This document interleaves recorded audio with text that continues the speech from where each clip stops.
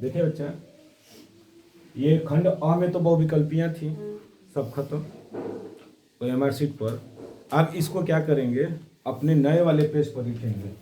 अर्थात जो आपको कॉपी मिलेगी, ऐसी कॉपी मिलेगी, तो ये वाला पेज, ये वाले पेज को पूरा खाली छोड़ दीजिएगा, इससे कोई मतलब नहीं है।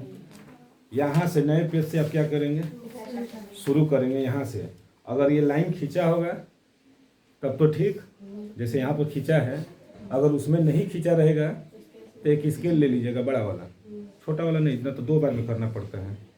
और स्केच पेन लीजिएगा, स्केच पेन लेकर जाइएगा। जानते हैं ना स्केच पेन, शायद हमारे पास भी होगा, जो ब्लैक वाला आता है स्केच पेन, जानते हैं, उसी को ले लीजिएगा, है ना। और उसी से क्या करिएगा, सभी पेजों पर लाइन खींचना शुरू कर दीजिएगा। समझ रहे हैं। अच्छा, वो खींच देंगे सभी पेजों पर, क्योंकि 15 मिनट पहले ही कॉपी मिल जाती है, तो ये तो भर लिए, वो भी काम खत्म। नहीं, इससे नहीं है, ब्लैक पेन, ब्लैक स्केच हम बोले हैं, जो आता है 3 रुपये का, हाँ, उससे लाइन खींचिएगा, डबल करके, सिंगल नहीं, उसी से लाइन खींचिएगा। हाँ, उसी से लाइन, उसी से खींचिएगा और डबल करके। अगर नहीं खींचा होगा तब, खींचा होगा तो कोई मतलब ही नहीं, ठीक। और यहाँ पर हम पहले ही बोले हैं, क्या डालेंगे, खंड ख, एक लाइन छोड़कर यहाँ पर शुरू, और इसके बाद ये डाल दीजिएगा उसी में, हाँ, वर्णात्मक प्रश्न, खंड ख वर्णात्मक प्रश्न। इसके बाद प्रश्न संख्या यहाँ पर लिखा होगा 21, आपके पेपर में 21 नंबर दिया होगा, तो यहीं पर डाल दीजिएगा प्रश्न संख्या 21। हम यहाँ पर नहीं डालेंगे क्योंकि इसकी व्याख्या करने में थोड़ी सी कठिनाई हो जाती, हम सोचे कि एक बार में हो जाए, गद्य है, कोशिश किए हैं। तो यहाँ पर लिखिएगा प्रश्न संख्या 21 उत्तर, उत्तर यहाँ पर प्रश्न संख्या, यहाँ पर 21 और यहाँ पर क्या, उत्तर। इसके बाद शुरू कर दीजिएगा जो जो कह रहा है। क्या कह रहा है कि निम्नलिखित गद्यांश पर आधारित दिए गए प्रश्नों के क्या करिए, उत्तर दीजिए। यानी गद्यांश का क्या करना है, पहले ध्यान से पढ़ना होता है। आपके बुक में जितने भी हैं चैप्टर, उसको तो कहानी की तरफ पढ़ लिए होंगे लगभग आप लोग। तो जो पैराग्राफ दिया रहता है ना, उसका पहले पूरे का अर्थ सोचिए कि ये कहना क्या चाह रहा है ना। इसके बाद उसका उत्तर आप लोग आसानी से दे सकते हैं। कुछ लोग क्या करते हैं, उत्तर देने में गलतियां करते हैं, तो आइए देखते हैं कहाँ गलती होती है और कहाँ सही होती है। कुछ लोग उत्तर कहाँ देते हैं, पहले तो संदर्भ देता है, तो संदर्भ तो सभी लोग बता देते हैं। इसके बाद देता है कि रेखांकित गद्यांशों की या अंशों की व्याख्या कीजिए।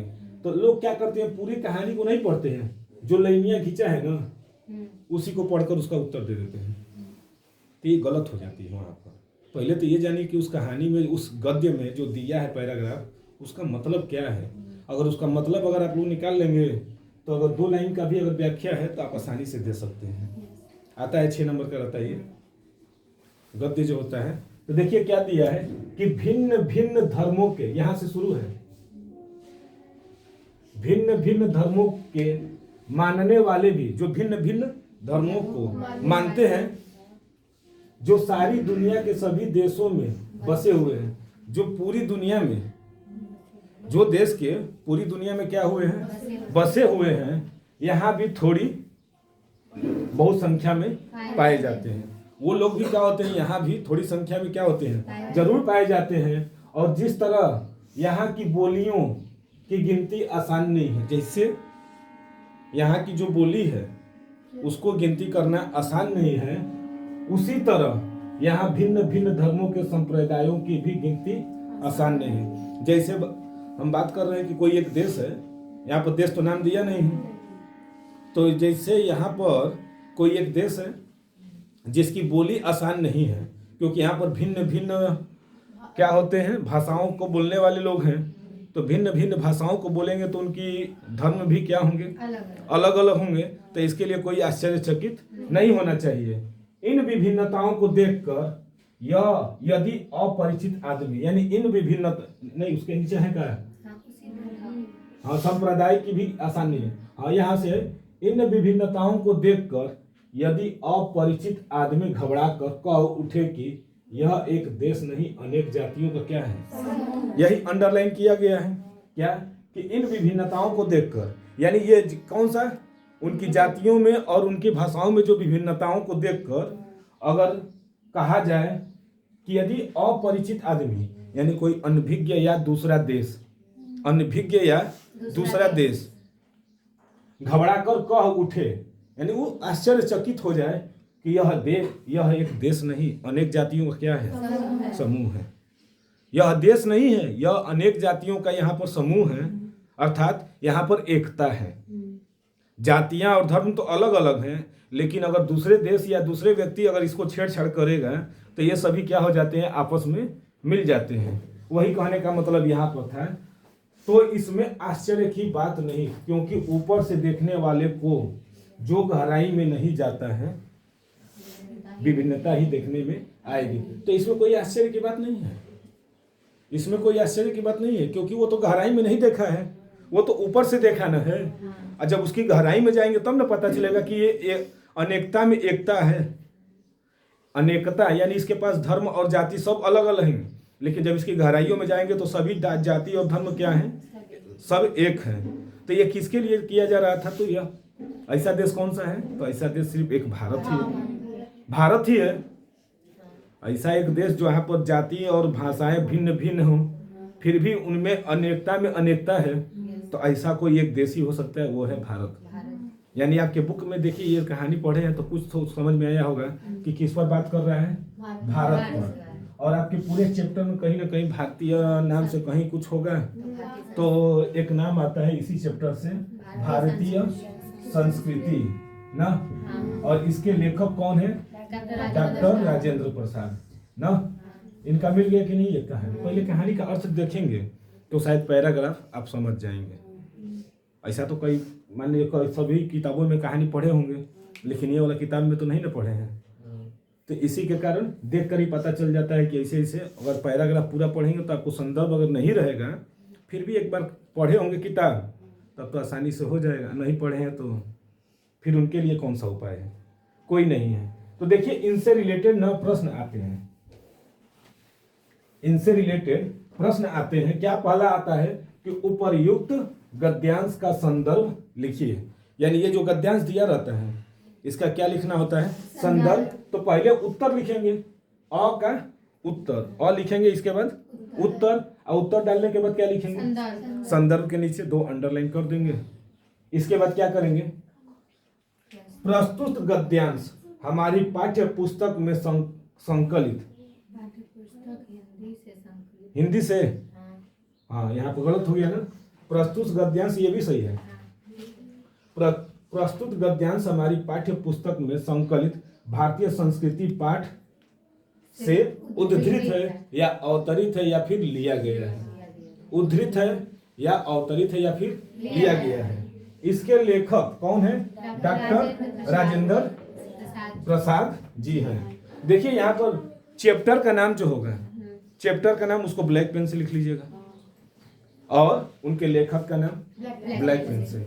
बाकी सब अगर आप ब्लू से ही लिखना चाहते हैं तो लिख लीजिएगा, फिर वहां पर नीचे क्या कर दीजिएगा, अंडरलाइन कर दीजिए। अगर किसी को नहीं अगर पसंद है वैसे तो ऐसे भी किया जा सकता है। इसके बाद क्या आता है ना, दूसरा क्वेश्चन कि गद्यांश के रेखांकित अंशों की क्या कीजिए, व्याख्या कीजिए गद्यांश के।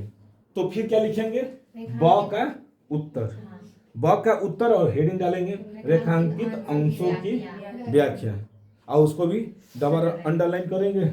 हम सिंगल किए हैं तो यहाँ पे क्या कर लेंगे, डबल, और वहीं जहां से ये खत्म होगा उसी के नीचे शुरू कर देंगे। तो क्या कहा है कि इन विभिन्नताओं को देखकर, यानी डॉक्टर राजेंद्र प्रसाद जी कहते हैं, ये लिखेंगे जो चैप्टर से लेखक है ना, तो वही कहिएगा पहले कि डॉक्टर राजेंद्र प्रसाद जी कहते हैं कि, ये आप लोग हर चैप्टर का जो पैराग्राफ आएगा ना उसमें ये डालिएगा जरूर, उस लेखक में जो है, हो सकता है कि और कोई लेखक आ जाए, ये जरूर नहीं कि डॉक्टर राजेंद्र प्रसाद आएंगे, तो उनका लिखिएगा कहते हैं कि। इसके बाद यहां से आप शुरू जो दिया रहेगा कि इन विभिन्नताओं को देखकर, किसकी विभिन्नताओं को देखकर, भारत की ना, तो भारत भूमि की इतनी विभिन्नताओं को देखकर, है ना, वही कहने का मतलब है कि इन विभिन्नताओं को देखकर, यानी भारत भूमि की विभिन्नताओं को देखकर, क्या, यदि अपरिचित आदमी यानी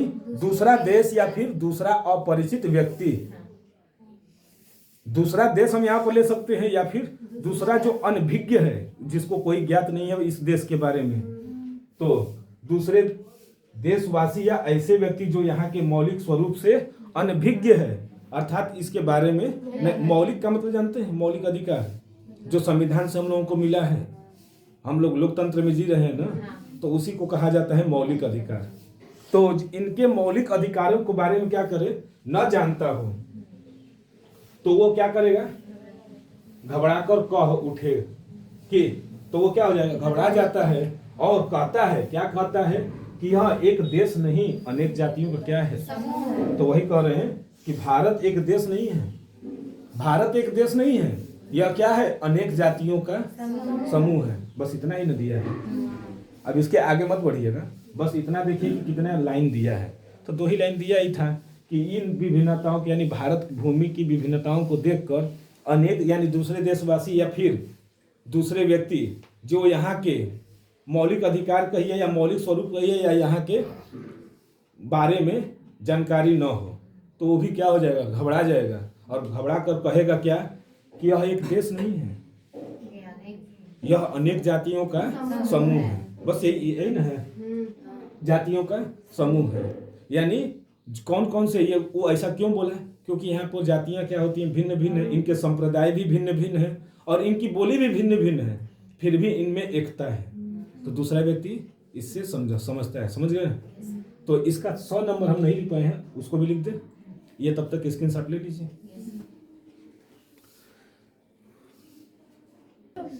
देखो बच्चा, इसी में तीसरा आता है, जैसे अ ब स, तो चौथा का तीसरा क्वेश्चन, जैसे वो दोनों 2-2 नंबर के थे, 6 नंबर के आते हैं गद्य। गद्य जो होता है 6 नंबर का हो सकता है, इसमें 4 क्वेश्चन पूछे, 5 क्वेश्चन पूछ दे या 6 क्वेश्चन पूछे, तो 6 में पूछेगा तो 1-1 नंबर करके, 3 अगर पूछेगा तो 2-2 करके। तो उसी तरह ये, तो लेखक ने भारतीय संस्कृति को अनेक शब्दों का समूह कहा, क्यों कहा गया है, देशों का समूह क्यों कहा। देखिए सबसे अच्छा दे दिया का, भारतीय संस्कृति, जो पढ़ा होगा तभी ना, जो साल भर किताबें नहीं खोला होगा तो क्या जानेगा कि क्या हुआ है।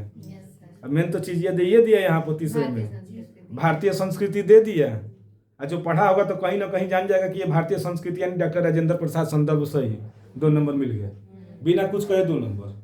तो देखिए लेखक ने भारतीय संस्कृति को अनेक देशों का समूह क्यों कहा, तो क्यों कहा भाई, तो लेखक ने भारतीय संस्कृति को अनेक देशों का समूह कहा, इसलिए कहा, क्योंकि ना, क्यों कहा भाई, क्योंकि भारत में विभिन्न धर्मों, संप्रदायों एवं जातियों के लोग रहते हैं और संस्कृति उसी के पास न है जो सभी जाति, धर्म और संप्रदाय को क्या करे, एकजुट होकर चले। अगर जिनके पास थोड़ा सा ज्ञान होता है ना, जिनके पास अगर कम ज्ञान है तो ज़्यादा क्या करते हैं, भड़बड़ाते रहते हैं, अपने ज्ञान को हर जगह सोचते हैं, थोड़ा सा हाँ हाँ हाँ ये होगा, ऐसे होगा। और जिसके पास अथाह ज्ञान का सागर है वो चुपचाप बैठा रहेगा, सुनेगा, महफिल सुनता रहता है, कोई दिक्कत नहीं है, कौन आया कौन गया क्या जवाब दिया, कोई बात नहीं, जवाब दिया जाएगा, जब वक्त आएगा तो फिर वहाँ पर अपना जवाब दिया जाएगा। नहीं तो वो चुपचाप, देखिए जो ज्ञानी होते हैं ज़्यादा नहीं बोलते हैं, बस शांत स्वभाव के होते हैं। जितने पैसे वाले हैं, जो मेहनत के बल पर अगर पैसा कमाया है, वो हमेशा शांत रहेगा, सरल स्वभाव का होता है। जो भाई ऐसे कमाए हैं तो वो तो उड़ेंगे ही, दिखावे में ही रह जाते हैं। तो जो ज्ञानी होता है तो उसी को संस्कृति कहा जाता है। आपके आचरण से देखा जाता है ना, आपके आचरण से देखा जाएगा कि आपको पाला गया है कि सिर्फ 2 तरह के लोग होते हैं ना, आपके आचरण ही ना सब कहता है कि आपका पोषण अच्छे से हुआ है कि नहीं हुआ है, सिर्फ आपको पाल कर रखा गया है। अगर अच्छा है तो लोग कहते हैं कि इसकी संस्कृति, इसके माँ बाप भी अच्छे हैं, तभी तो इसकी संस्कृति बनी हुई है। तो यही होता है भारतीय संस्कृति में कि जाति हो, धर्म हो या फिर संप्रदाय हो, सब एक साथ रहते हैं। समझ गए ना। अब गद्य तो हो गया, इसका अथवा वाला भी है, तो अथवा वाला आप लोग कर लीजिएगा। बस हमको यहाँ पर बताना है कि एक होता है ना कि पेपर का कैसे होता है एक मॉडल, और इसके बाद अब देखा जाए पद्यांश का, है ना।